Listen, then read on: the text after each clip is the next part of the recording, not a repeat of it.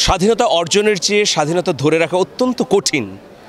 অরক্ষিত স্বাধীনতাই পরাধীনতা, এটা মেজর জলিলের একটা ঐতিহাসিক উক্তি। আমরা স্বাধীনতা অর্জন করেছি রক্তের বিনিময়ে, অঙ্গ প্রত্যঙ্গ এবং আমাদের সম্ভ্রমের বিনিময়ে। তো এই স্বাধীনতাকে এখন ধরে রাখাটা হচ্ছে চ্যালেঞ্জের, কারণ ফ্যাসিবাদ এই সমাজের প্রত্যেকটা জায়গায় এমনভাবে গেড়ে বসেছে যে আমরা অজান্তেই ফ্যাসিবাদী আচরণ করছি। আমরা কাউকে দমন করার জন্য নানা ধরনের পন্থা অবলম্বন করছি, সেই পুরনো ফ্যাসিবাদী কায়দায় অপবাদ দিচ্ছি, তকমা সেটে দেয়া যে আমি এখন ক্ষমতায় আছি, আপনার মতকে আমি পছন্দ করি না, বিরুদ্ধ মতের মানুষ, সুতরাং আপনাকে আমি একটা সুযোগ দেব না। তারপরে রাষ্ট্রের প্রত্যেকটা জায়গায় ঘুষ, দুর্নীতি, রাষ্ট্রীয় পর্যায়ের পৃষ্ঠপোষকতা বন্ধ হলেও এখন কিন্তু সেবাদানকারী প্রতিষ্ঠান থেকে এই অপকর্মগুলো বন্ধ হয়নি। কিন্তু দেশটা ফ্যাসিবাদের মূল যে আইকন সেই জায়গা থেকে মুক্ত হয়েছে। এখন আমাদের প্রত্যেকেরই উচিত যে ফ্যাসিবাদের সকল উপকরণ থেকে নিজেকে যেমন দূরে রাখা, ঠিক একইভাবে সমাজকে দূরে রাখবার জন্যে বুদ্ধিবৃত্তিক যে লড়াই আছে সেটা জারি রাখা। 5 আগস্টের এই গণ অভ্যুত্থানের পরে আমার কাছে যেটা মনে হয়েছে যে মানুষের প্রয়াস, সৎ প্রয়াস কখনোই ব্যর্থ হয় না, কোনো না কোনোভাবে সেটা স্ফুলিঙ্গের মতো জেগে ওঠে। যেমন ধরুন, যারা জুলাই আন্দোলন করেছে 4 আগস্ট পর্যন্ত কেউ তো ভাবেনি যে এইটা সফলতার দিকে যাবে, কিন্তু গেল। তো এই সফলতার জন্যে অনেক ন্যারেটিভ তৈরি করতে হয়েছে। সেই ন্যারেটিভটা দৃশ্যমান ছিল, সেই ন্যারেটিভটা আবার বুদ্ধিবৃত্তিক ছিল। তো দেখুন, আমি যেটা চাচ্ছি যে আমরা এই বাংলাদেশকে বাসযোগ্য বাংলাদেশ করতে চাই। এই উপমহাদেশ না, শুধু সমগ্র পৃথিবীর মধ্যে এই ধরনের গণ অভ্যুত্থান একটা রোল মডেল। দেখুন, 200 বছরের ইতিহাস বা 500 বছরের ইতিহাস যদি এই ভূখণ্ডের আমরা সামনে রাখি, দেখব এই দক্ষিণ পূর্ব এশিয়ার মধ্যে এই বঙ্গভূমি বা বাংলাদেশ অঞ্চলের মানুষ কিন্তু অসীম সাহসী। কিন্তু একটা দুঃখের বিষয় হচ্ছে বাংলাদেশের মানুষ রক্ত দিতে পারে, গড়তে পারে না, এই অপবাদটা আছে। কারণ 1971-এ রক্ত দেওয়ার পর, স্বাধীনতা অর্জিত হওয়ার পর আমরা কাঙ্ক্ষিত বাংলাদেশ পাইনি। 90-এ হয়তো কিছুদিন আমরা চেতনার মধ্যে ছিলাম, তারপরে হারিয়ে গেছে। এখন 24-এ এসেও 2000 মানুষের শাহাদাত, 30,000 মানুষের অঙ্গহানি, রক্তদান, আহত হওয়া এবং অসংখ্য মানুষ গুম হয়ে যাওয়ার পরেও যদি 24-এর চেতনা ভুলণ্ঠিত হয়, তাহলে এর চেয়ে বড় ব্যর্থতার কি হতে পারে? সুতরাং আমরা ওই বিপ্লবকে বেহাত হতে দেব না।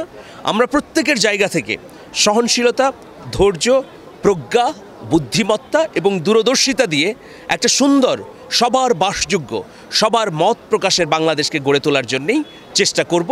এবং সেই চেষ্টার প্রতিফলনটা লেখার মধ্য দিয়ে তৈরি হবে। এই লেখাগুলো যত বাড়বে তত কিন্তু সমাজ ইতিবাচক পথে এগুবে। অনেক ধন্যবাদ আপনাদের সবাই। অনুভূতি, বাঙালির প্রাণের মেলা, বাংলাদেশি মানুষের একটা মিলন মেলা হচ্ছে এই বইমেলা। ধর্ম, বর্ণ, গোত্র নির্বিশেষে সবার জন্যে কিন্তু এটা একটা চিন্তার আদান প্রদানের জায়গা।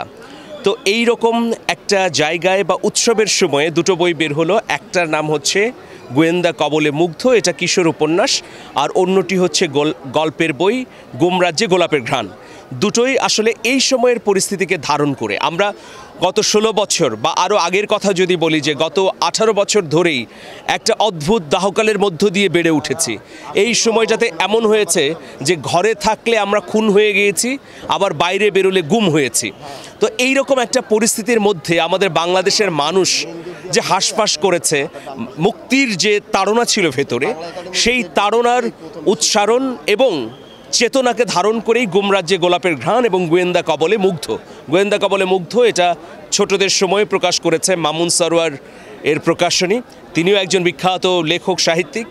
ছোটদের সময় থেকে বের হলো গোয়েন্দা কবলে মুগ্ধ এবং গুম রাজ্যে গোলাপের ঘ্রাণ, এটা আলোর ঠিকানা থেকে বেরিয়েছে। আমরা আসলে মুক্তভাবে কথা বলতে চাই, মত প্রকাশ করতে চাই।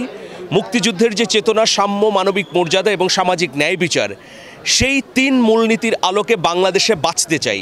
মতের কারণে শুধুমাত্র একজনকে হত্যা করা হবে, মতের কারণে কাউকে অধিকার দেওয়া হবে না। রাজনৈতিক সাম্প্রদায়িকতা তৈরি করে বাংলাদেশে একটা ভয়াবহ পরিস্থিতি তৈরি করা হবে, এই ধরনের বাংলাদেশের পুনরাবৃত্তি আমরা চাই না। যে কারণেই আসলে জুলাই আগস্টে আন্দোলনের মধ্য দিয়ে 5ই আগস্ট গণ অভ্যুত্থান হলো। আমাকে অনেকেই প্রশ্ন করেন যে এখন কেন অপরাধীদের পুলিশ ধরে ক্রসফায়ার দেয় না। তো আমি বলি যে ক্রসফায়ারের বাংলাদেশ আমরা চাই না।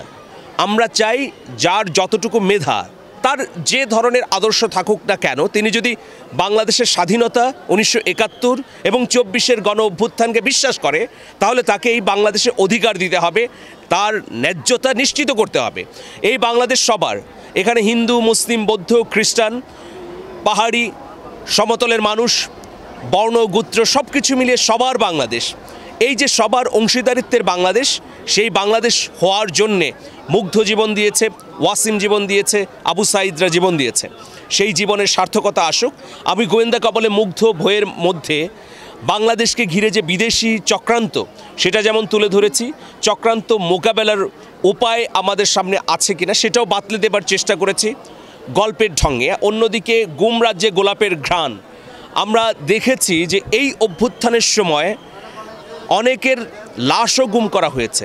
মানে একজন জীবন্ত মানুষকে গুম করেন ঠিক আছে, কিন্তু তাকে হত্যা করেছেন, তার লাশটাও গুম করছেন। এইরকম একটা সময় আমরা দেখেছি। সেই সময়টা পার হয়ে এসে একজন লেখক বা সাহিত্যের কর্মী, তার যে অনুভূতি, সেই অনুভূতিকে সার্বজনীন করবার জন্যে যে প্রচেষ্টা, এই দুটো বইয়ের মধ্যে সেই প্রচেষ্টা উদ্ভাসিত করার চেষ্টা করেছি।